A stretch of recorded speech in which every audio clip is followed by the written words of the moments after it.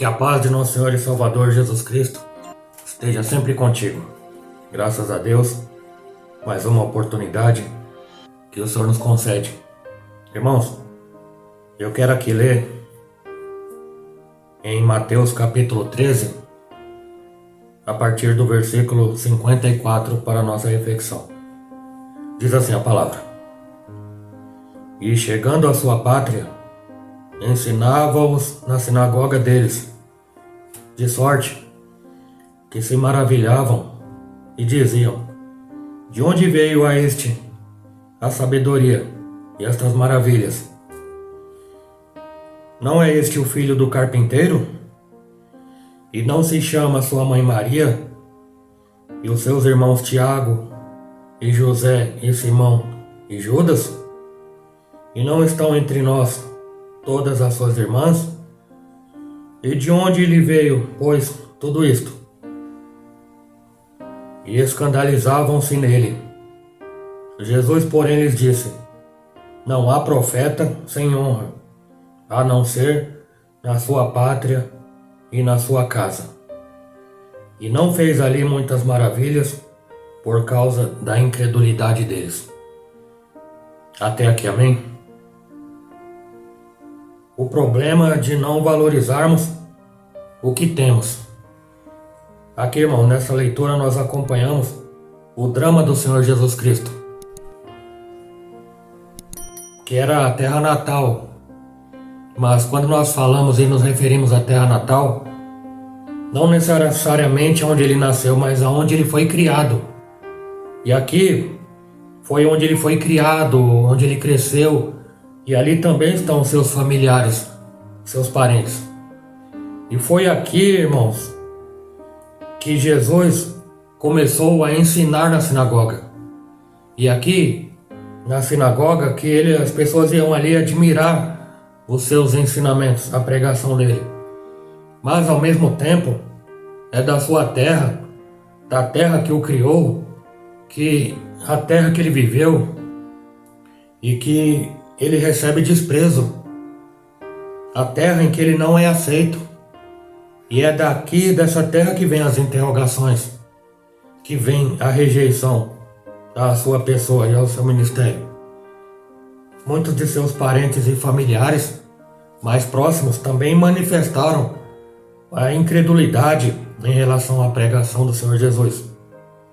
Por isso que o Senhor pergunta, e ao mesmo tempo ele afirma, que um profeta não é estimado em sua própria casa, entre a sua família. E aqui, irmãos, a fala do Senhor Jesus Cristo nos ajuda a compreender por que muitas vezes nós não escutamos o da nossa própria casa, o da nossa própria família. Muitas vezes, irmãos, nós preferimos escutar os de fora. Pessoas de fora nós preferimos escutar do que escutar os de dentro. Que dificuldade é para um filho escutar o pai? Ele prefere escutar os colegas da escola, de fora, da rua, ouvir os outros, o que os outros estão dizendo, mas não quer escutar os pais que estão por perto. Da mesma forma, quanta dificuldade é para um marido escutar a sua esposa, e a esposa também escutar o seu marido. Muitas vezes prefere escutar o companheiro de fora, de trabalho, da rua, o homem do boteco. E ela prefere escutar as comadres, as colegas, as amigas do salão de beleza, conversas de rua. E muitas vezes, nenhum dos dois dá ouvido na sua própria casa, um para o outro. E nós hoje, irmãos, somos chamados pelo Mestre a rever os nossos conceitos familiares em relação ao diálogo. O Senhor nos chama a atenção para darmos mais atenção a esta área. Pode ser que nem concordemos, pode ser que nem estejamos de acordo com aquilo na qual nossa casa está dizendo. Mas, irmãos, a primeira obrigação é escutar quem mora conosco, quem vive conosco, e aqueles que são as nossas autoridades diretas, Como assim autoridade direta? Pai, mãe, o líder, o chefe, seja lá quem for, uma liderança direta. Escutar nossos pais, escutar a mulher, escutar o marido, escutar a esposa. E nisso está a graça de Deus. Nós muitas vezes, irmãos, damos valor só para o que é de fora, só para o que é dito fora. Isso também é o que acontece, irmãos, em muitas igrejas. O pastor bom é só o pastor de fora. O pregador bom é só o pregador de fora. O cantor bom é só o cantor de fora. Por quê? Porque muitas vezes nós não damos valor ao que nós temos. Muitas vezes nós não damos valores ao que está conosco, ao que Deus tem dado a nós, para estar no nosso lado dia a dia. Deus, irmãos, Ele quer falar conosco muito mais a respeito disso, se soubermos valorizar aquele ou aquela que Deus colocou conosco. Aprender a valorizar. Tem algo aqui, irmãos, um tanto quanto, vou dizer, intrigante para nós. Porque no versículo 58 aqui está dizendo: e não fez ali muitas maravilhas por causa da incredulidade deles. O que é incredulidade? É falta de crença. É o não acreditar. É não ter fé. E o profeta não tem honra a não ser na sua própria pátria e na sua casa. Muitos que têm perdido oportunidades gloriosas de ser abençoado. Tanto quem perde a oportunidade de ser abençoado por desprezar o profeta ou algum conselho, tanto quanto também, de uma forma contrária, aquele que é desprezado no seu lar, na sua pátria, ele vai ser honrado fora. Quem é humilhado vai ser honrado, vai ser exaltado. Mas quando a palavra de Deus diz aqui que não fez ali muitas maravilhas, o Senhor Jesus, por mais incrível que pareça a nós, Ele não fez muitos milagres ali. Por quê? Porque o povo não acreditava. Imagina, Jesus, o filho do carpinteiro? Não.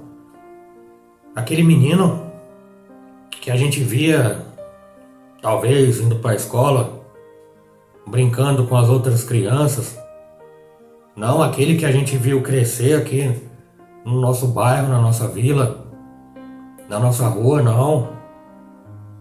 O filho de Maria, imagina, aquele que é irmão de Tiago, José, Simão e Judas. Não, não pode ser, ele não pode ser o Messias, ele não pode ser o enviado de Deus. Mas de onde vem tudo isso? Eles aqui de uma forma indireta estão concordando a sabedoria do Senhor. Mas eles não querem o aceitar porque conhecem. E aqui que está o grande problema.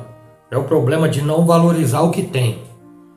Quantos de nós não valorizamos o que temos? Ou pior do que isso, quantas pessoas não se valorizam a si mesmas?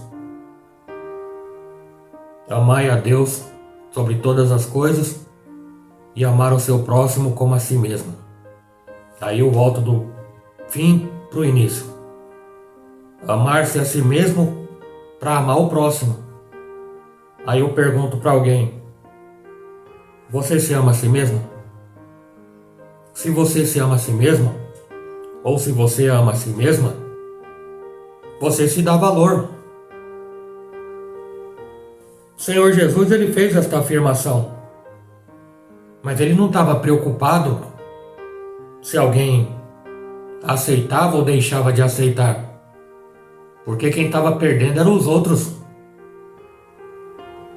Ele sabia a posição na qual ele se encontrava. Ele sabia a missão na qual teria que concluir.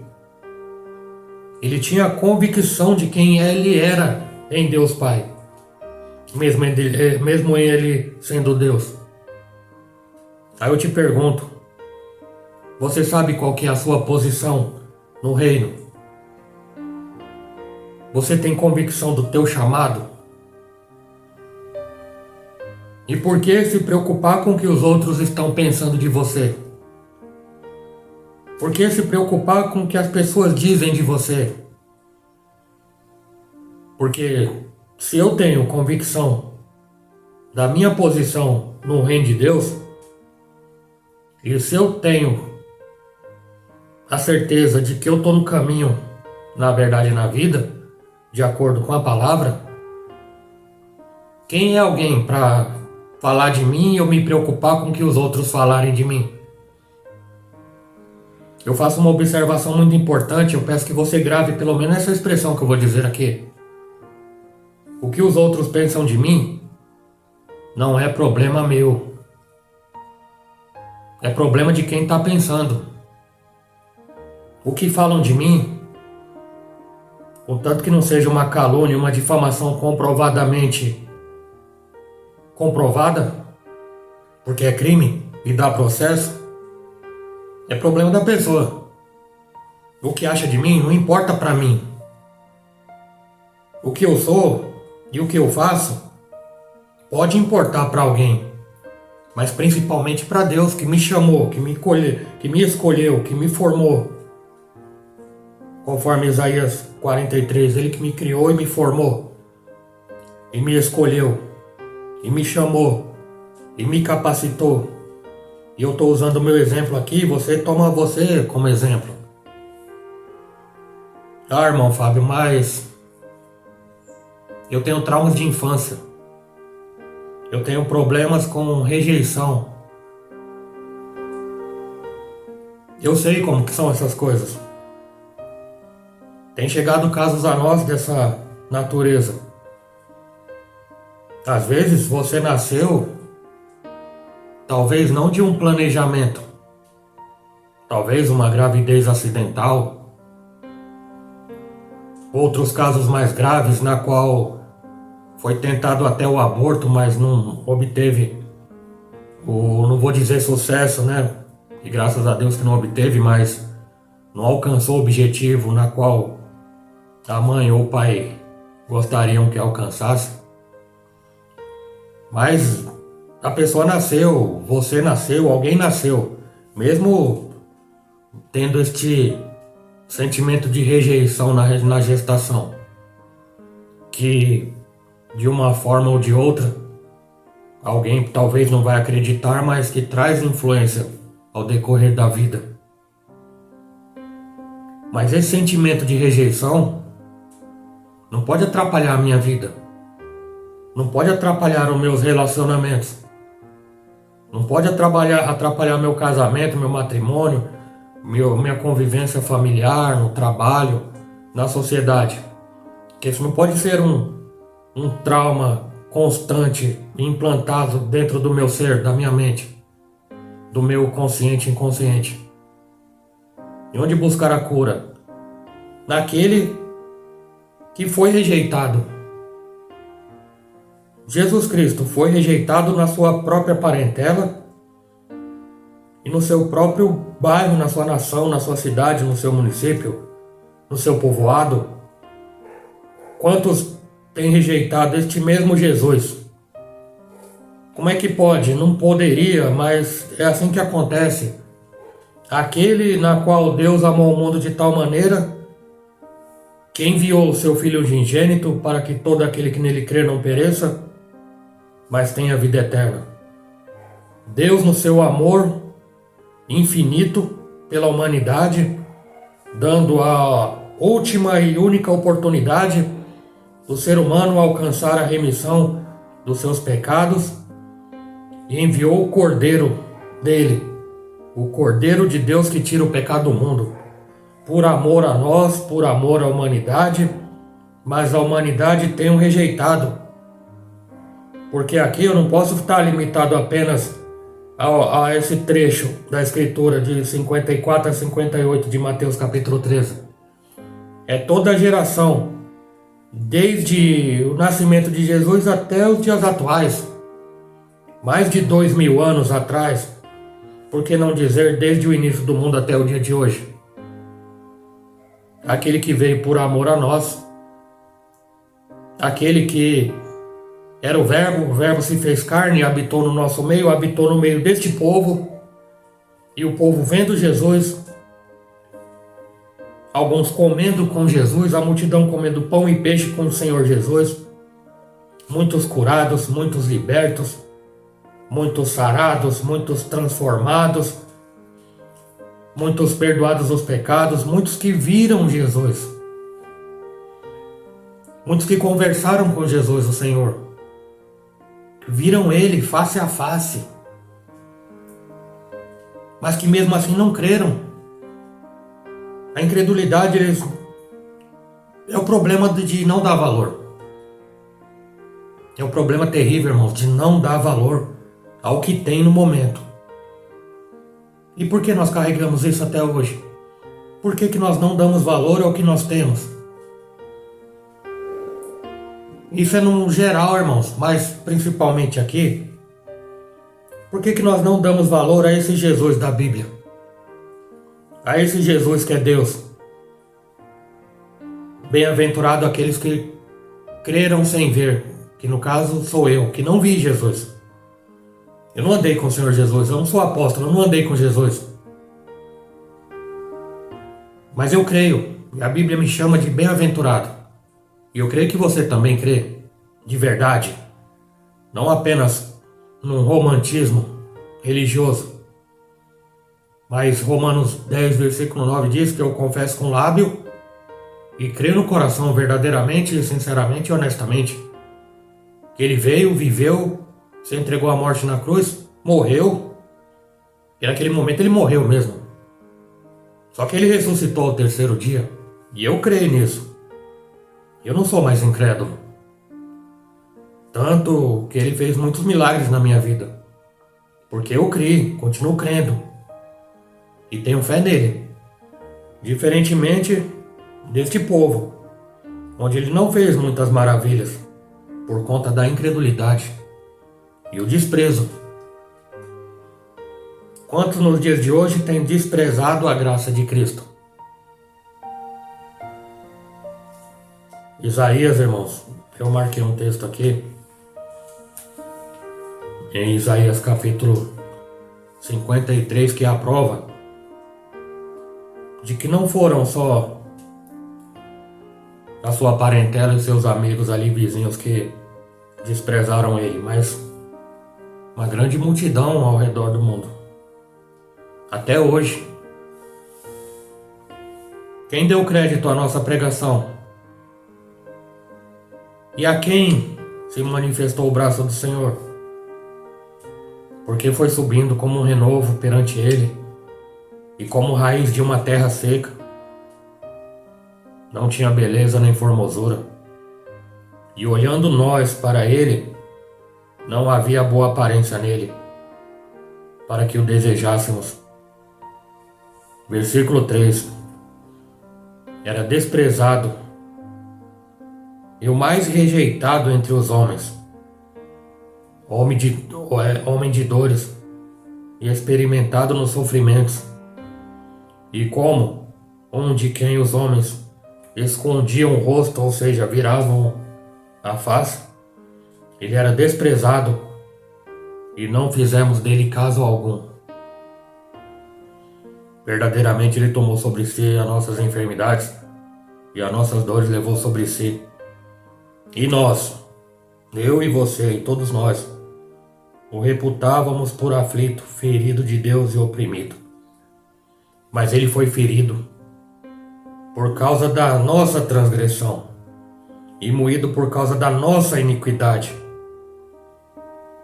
O castigo, a chicotada, a lança do lado, a coroa de espinhos, a humilhação, o cuspe no rosto, o castigo que nos traz paz estava sobre Ele. E pelas suas pisaduras, pelo seu cansaço, pela sua queda diante do peso daquela cruz, pelo seu sofrimento, pela sua dor, e pelas suas pisaduras fomos sarados. Todos nós andávamos desraigados como ovelhas. Cada um desviava pelo seu caminho, mas o Senhor fez cair sobre ele a iniquidade de nós todos. Ele foi oprimido e afligido, mas não abriu a boca. Como um cordeiro que foi levado ao matadouro, e como uma ovelha muda perante seus tosqueadores, assim ele não abriu a boca. Você sabe por que ele não abriu a boca? Porque ele tinha um objetivo a alcançar. Podia falar o que quisesse. Você não é o rei? Você não é o filho de Deus que você está dizendo? Escapa daí. Escapa desta cruz. Você não é o filho de Deus que tanto diz? Você é rei? Tu disseste. E Satanás? Se tu és o filho de Deus, pula daqui lá para baixo. Se tu és Deus, dá ordem que essas pedras se tornem pão para matar a sua fome de 40 dias e 40 noites. Jesus não deu crédito à rejeição e à afronta do diabo, porque ele sabia quem ele era. Ele sabia quem chamou ele. Ele sabia o que veio fazer. Ele sabia da sua missão. Ele não se preocupou com o que os outros achavam dele. Se achava mal, se achava bom, se achava isso, se achava aquilo, assado, cozido, cru. Ele não estava preocupado com isso. Porque ele tinha convicção de quem ele era. Ele não é daquele ou daquela nos dias de hoje que qualquer coisinha chora, vira a cara, abandona a igreja, apostata da fé. Não. Ele era convicto. O Senhor Jesus era forte, era corajoso. Porque força não é no grito. Força não é aquele homem ou aquela mulher que não leva desaforo para casa. Não, eu tenho que falar, eu tenho que desabafar. Me xingou, eu vou xingar de 10 a mais.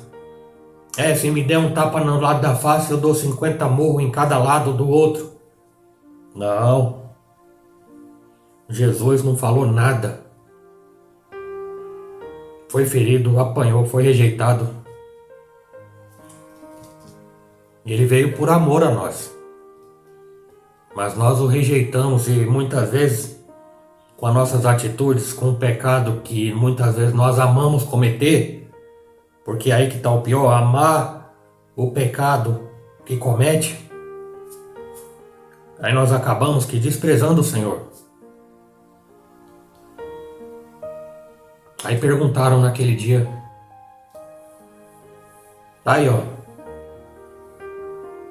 eu imagino, tá aqui ó, tá aqui Barrabás e tá aqui Jesus, que vocês dizem ser o rei, tá aqui um do lado, outro do outro, quem vocês escolhem? Escolheram um criminoso confesso. Por quê? Porque não dá valor ao que tem, não deram valor.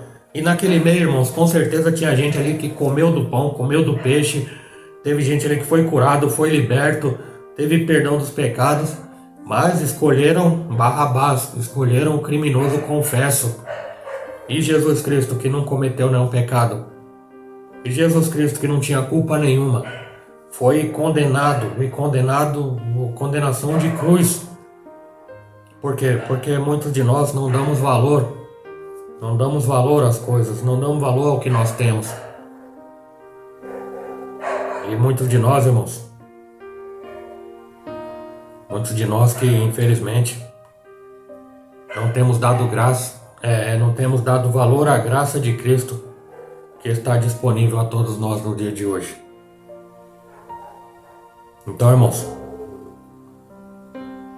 vamos aproveitar e buscar ao Senhor enquanto se pode achar, invocar enquanto Ele está perto, porque haverá um dia em que o Senhor enviará fome, mas não fome de pão e nem sede de água, mas fome da palavra dele. Então, irmãos, Vamos aproveitar o tempo de hoje, o tempo da graça e o tempo na qual estamos vivos, para que possamos dar valor ao que nós temos. E eu encerro aqui, irmãos, dizendo: dê valor ao que você tem. Dê valor ao que você tem na tua casa, dê valor à tua família, dê valor ao seu trabalho, que embora algum ou alguém fale mal do seu chefe, do seu patrão, do seu pastor, do padre, do bispo, porque tem gente que não dá valor e acaba que amaldiçoando. Vamos aprender a dar valor ao que nós temos. Eu estou falando aqui de recursos humanos. Vamos dar valor aos recursos humanos que nós temos, que Deus tem permitido nas nossas vidas, e aprender também a ouvir mais e falar menos. Porque muitas vezes a solução dos nossos problemas, Deus pode usar alguém dentro da nossa família. Ou pior do que isso, Deus pode usar até mesmo um inimigo para nos dar uma estratégia e uma saída diante de uma situação. Então, irmãos, quem tem ouvidos, ouça. Quem tem ouvidos, ouça o que o Espírito diz à igreja. Amém? Desejo que Deus continue te abençoando, te guardando, te protegendo. Em nome do Senhor Jesus. Amém? Receba a bênção do Senhor. Que o grande amor de Deus, a graça do Senhor Jesus e as doces consolações do Espírito de Deus esteja convosco. Não somente hoje, mas para todo sempre. Quem crer diz. Amém. Se Deus é por nós, quem será contra nós? E operando Deus, quem impedirá? Que Deus te abençoe, meu irmão. Que Deus te abençoe, minha irmã. Ótimo dia, ótima tarde, ótima noite. Em nome do Senhor Jesus. Que Deus abençoe.